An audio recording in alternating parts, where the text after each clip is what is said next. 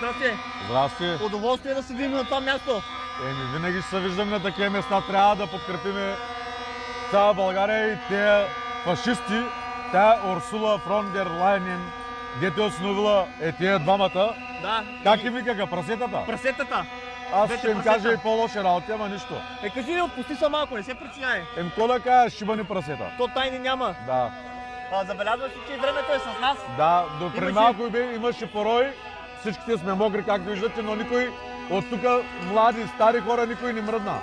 Това е супер. Бог е с нас, което означава, че доброто винаги ще победи. Да. Очакваме нашата гостенка Урсула. Как ти беше, че... Лайнен.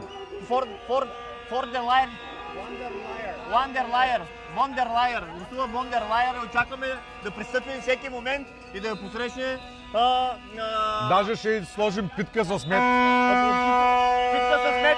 Да, намазана, ама с другия мед, кавевия. Може и геврек, Може и кавевия мед. Да, има доста хора. Очакваш ли такова събиране? Не съм очаквал. Не съм очаквал и все повече стават хората. И все повече стават. Нататъка само мога да завъртим да идете. Очаквайте поредно включване за красив Шумен.